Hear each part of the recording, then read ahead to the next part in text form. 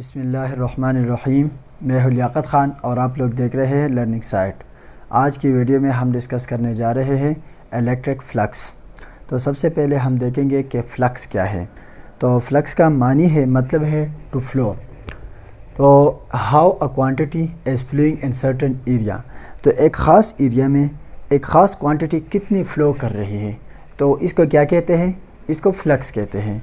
अगर मैं समझाने के लिए कहूँ कि अगर फॉर एग्ज़ाम्पल इस एरिया से अगर पानी पास हो रहा है, एक ख़ास एरिया है, उधर से पानी पास हो रहा है, तो हम ये कह सकते हैं दिस इज़ वाटर फ्लक्स।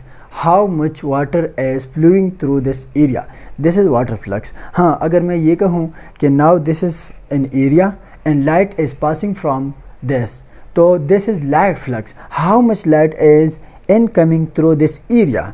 तो एक ख़ास क्वांटिटी एक ख़ास एरिया से कितनी पास हो रही है, तो इसको कहते हैं इस क्वांटिटी का flux.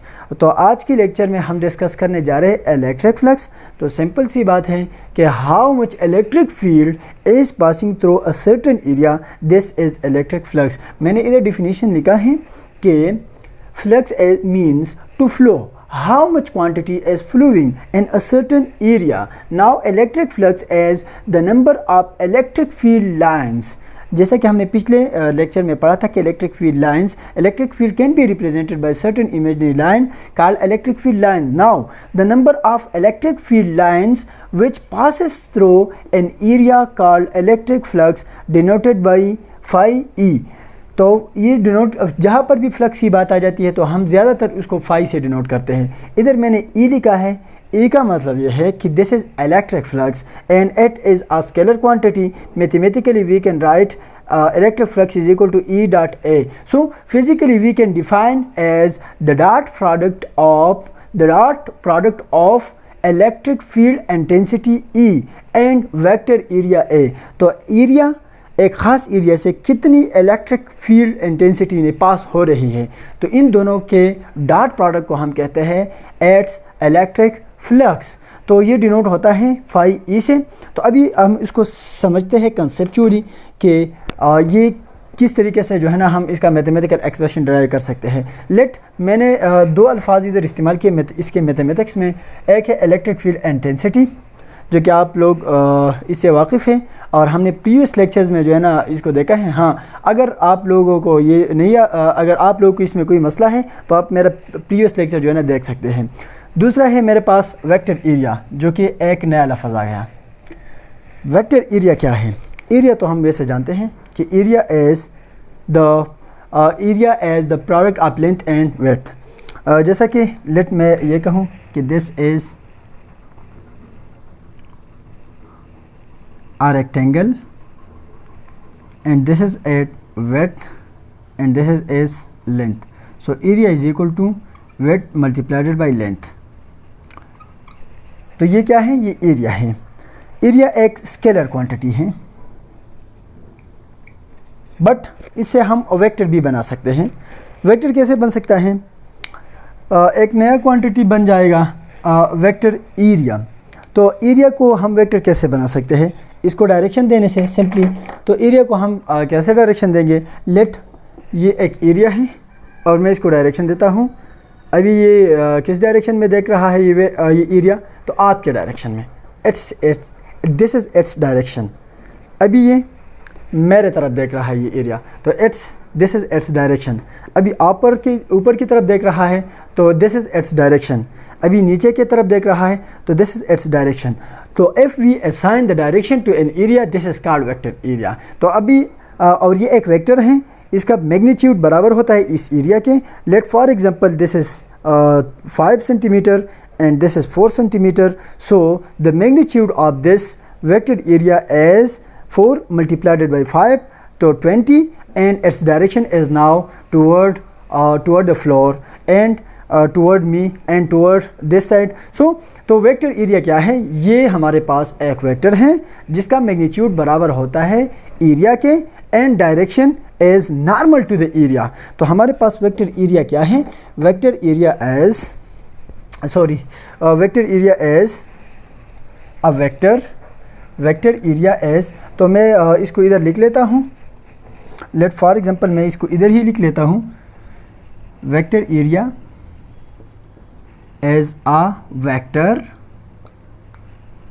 which magnitude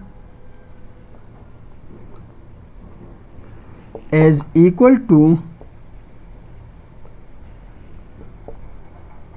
the area and its direction is perpendicular to the area। तो अभी इस एरिया का डायरेक्शन क्या होगा? This is its direction. इस पूरे बोर्ड का डायरेक्शन क्या है? This its direction. इसी तरह मैंने एक और एरिया बनाया है, तो this is its direction, this is vector area. I hope कि अभी इसमें कोई मसला नहीं। हाँ, तो अभी हम आते हैं दूसरे अपनी टॉपिक की तरफ। तो हमारे पास है electric flux as the dot product of vector area and electric field intensity. तो ई और आई का जो है ना, ये क्या है? ये डॉट प्रोडक्ट है।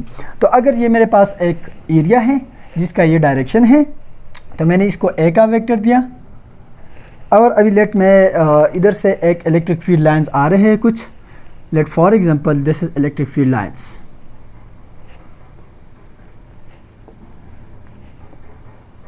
तो अगर देख लिया जाए तो इस इलेक्ट्रिक फील्ड लाइंस का डायरेक्शन हमारे पास ये है।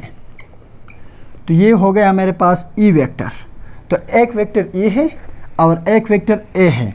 तो इस एरिया के अंदर इलेक्ट्रिक फील्ड लाइन जा रहे हैं। So the number of electric field lines which passes through a certain area is called electric flux. तो अभी मैंने फ्लक्स मालूम करना है। तो फ्लक्स क्या है? ई और ए का जो है ना डॉट प्रोडक्ट है। डॉट प्रोडक्ट को अगर मैं देखूं, जैसा कि हमने फर्स्ट ईयर में देखा है, ये इन दोनों के बीच में एंगल बन रहा है। तो now electric flux is equal to E dot A, और इसको ऐसा भी लिखा जा सकता है, is equal to E and projection A projection on E, कि ए का ई के ऊपर क्या प्रोजेक्शन आ रहा है, इसके ऊपर इसका क्या साया आ रहा है। तो अगर देख लिया जाए तो सिंपल सा है, इसका प्रोजेक्शन इसके ऊपर ये है, मैं इसको ए एक्स कहूँगा। तो ई ए इज़ इक्वल टू ई, और ये कौन सा कंपोनेंट है? ये हमारे पास साइन कंपोनेंट होता है और ये कास कंपोनेंट होता है। तो मैं ए एक्स लिखूँगा और ए एक्स कास कंपोनेंट है, ई ए काज थीटा। तो वैसे अगर आप लोग को ये पता नहीं काज और साइन क्या है, तो क्या लिख सकते हैं हम? Cos theta is equal to base by hypotenuse. तो cos theta is equal to, तो ये बेस क्या है? ये ए एक्स है, और हाइपोटेन्यूज हमारे पास क्या है? ए है। तो A x is equal to A cos theta. तो मैंने ए एक्स की जगह ए कास थीटा लिखा। तो ये मेरे पास इसका मैथमेटिकल इक्वेशन आ गया है अभी। तो flux is equal to E A cos theta. तो ये बात समझने वाली है कि हमारे पास इलेक्ट्रिक फ्लक्स क्या है? Electric flux as the electric field line which passes through a certain area, mathematically we can write E is equal to E A cos theta। तो ये तीन फैक्टर के ऊपर डिपेंड करता है। सबसे पहले हमारे पास है इलेक्ट्रिक फील्ड इंटेंसिटी, दूसरा है एरिया विच पासिस, जो ये लाइन जिस एरिया से पास हो रहा है, और तीसरा है हमारे पास एंगल। तो इलेक्ट्रिक फ्लक्स अभी तक हमने सीख लिया है। हाँ, अगर इसमें कोई मसला है तो आप लोग पूछ सकते हैं।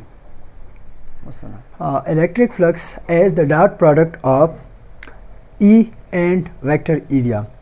Now electric flux depends upon, तो हमारे पास ये तीन चीज़ों के ऊपर जो है ना डिपेंड करता है, जैसा कि हमें फार्मूला से क्लियर है। सबसे पहले E के ऊपर, इलेक्ट्रिक फील्ड इंटेंसिटी के ऊपर। Flux as direct related to electric field intensity.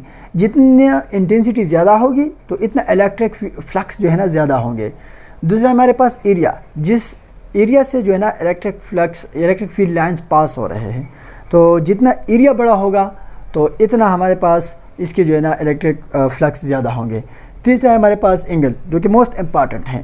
ये दो, अगर ये दोनों ज़ीरो नहीं है, यानी इलेक्ट्रिक फील्ड एग्जिस्ट कर रहा है, एक ख़ास एरिया के थ्रू लाइन पास हो रहे हैं, देन एंगल के ऊपर जो है ना हमारे पास डिपेंड है इसका। तो angle between E and A, तो अगर हमारे पास सबसे पहले अगर angle as 0 then E flux is equal to E A cos 0। तो कास 0 हमें पता है कि क्या आता है, cos 0 is 1, so E A is equal to maximum flux. तो मैं इसको कैसे विजुअलाइज कर सकता हूँ, जब हमारे पास एंगल क्या हो, हमारे पास एंगल 0 हो। तो 0 कैसे हो सकता है, let I am making an angle, I am making an area, this is area, and its direction is, this is its direction. Now the angle between this and E and A is 0. Now let in this direction, because the angle is 0, this is E, then the flux will be maximum। अगर हम देखें ये हमारे पास एक area है और इधर से इलेक्ट्रिक फील्ड लाइंस आ रहे हैं। तो अगर ये इस डायरेक्शन में पड़ा हुआ है, अभी इस एरिया का डायरेक्शन यू है मेरे जानिब, और इधर से इलेक्ट्रिक फील्ड आ रहा है, तो now the flux as maximum quantity is flowing in this area, so flux as maximum. तो मैंने क्या नाम दिया है, मैक्सिमम फ्लक्स। दूसरा कंडीशन हमारे पास ये बनता है, now the angle between the area and E as 90। तो ये अगर हमारे पास क्या है, ये हमारे पास इलेक्ट्रिक फील्ड लाइंस आ रहे हैं और ये हमारे पास एरिया है और ये इसका वेक्टर है, यूनिट डायरेक्शन है। Now the angle is 90, in the electric flux is 0 because no line is passing through this area, क्योंकि सारे लाइन तो हमारे पास इधर आ रहे हैं ना, so no line is passing through this area, तो that's why this is 0 flux या minimum flux। तो हम इसको ऐसा भी लिख सकते हैं, डायग्रामेटिकली भी बना सकते हैं। अगर ये एरिया है और ये इसका डायरेक्शन है और लाइन इधर से आ रहे हैं, तो एंगल 90 बन गया, तो हमारे पास फ्लक्स क्या आ जाएंगे, flux is 0 in this case.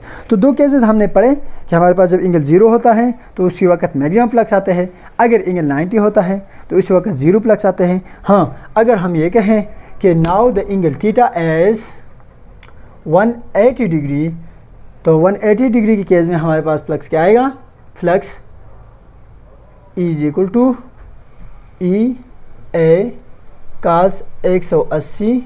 तो कास 180 से -1 आता है, तो ये माइनस ई ए आ जाएगा। तो इसका मतलब यूँ हुआ कि ये एरिया है और इसका डायरेक्शन ये है और इधर से इलेक्ट्रिक फ्लक्स आ रहे हैं, तो इधर से इलेक्ट्रिक फील्ड आ रहा है। तो now these are an opposite direction, they are anti parallel, so this the electric flux is negative now. तो हमारे पास पॉजिटिव भी आता है, नेगेटिव आता है। जब नेक्स्ट हम गाजेस लॉ में पढ़ेंगे तो पॉजिटिव नेगेटिव का हमें फिर बहुत सही तरीके से जो है ना कंसेप्ट आ जाएगा। अभी फॉर इंस्टेंस मैंने ये कहा कि हमारे पास नेगेटिव भी आता है। तो इलेक्ट्रिक फ्लक्स डिपेंड करता है तीन चीज़ों के ऊपर, एरिया के ऊपर, इंटेंसिटी के ऊपर एंड देन एंगल के ऊपर। तो आई होप इधर तक कोई प्रॉब्लम नहीं। लास्ट पॉइंट है जो कि बहुत ज़्यादा एमसीक्यूज़ में भी आता है, ईटा में भी हमने बहुत देखा है और बाज़ औक़ात लोग पूछते भी हैं। तो मैं रिकमेंड करूँगा कि आप लोग इसको लाजिमी देखें for the MCQs and for the test preparation कि what is the SI unit of electric flux. बहुत सारे लोग ये मैग्नेटिक फ्लक्स के साथ कंफ्यूज करते हैं, आप लोगों ने कंफ्यूज नहीं करना। तो इलेक्ट्रिक फ्लक्स का एसआई यूनिट क्या है, तो मैं मैथमेटिकली अगर देखूं तो ये है ई ए, तो इसका यूनिट मैंने मालूम करना है और ये होता है force per unit test charge area. तो इसका यूनिट क्या है, newton metre square per coulomb. This is the SI unit of electric flux, newton metre square per coulomb. But हम इसको यूँ भी लिख सकते हैं कि newton multiplied by metre and metre divided by coulomb. तो न्यूटन मल्टीप्लाइडेड बाई मीटर, तो न्यूटन क्या है, ये फोर्स है और मीटर क्या है, ये आर है, डिस्टेंस है। फोर्स मल्टीप्लाइडेड बाई डिस्टेंस, तो इसे क्या आता है, वर्क। वर्क क्या है, वर्क का यूनिट एनर्जी। एनर्जी क्या है, ये जॉल। तो हम यूँ लिख सकते हैं कि newton metre square per coulomb और joule metre per coulomb. Both are right, but I am recommending to write this unit, joule meter per coulomb. The SI unit of flux is joule meter per coulomb. I hope there is no problem. If you have any query, you can ask in comment section. Thank you very much. Thanks for watching. Wassalam.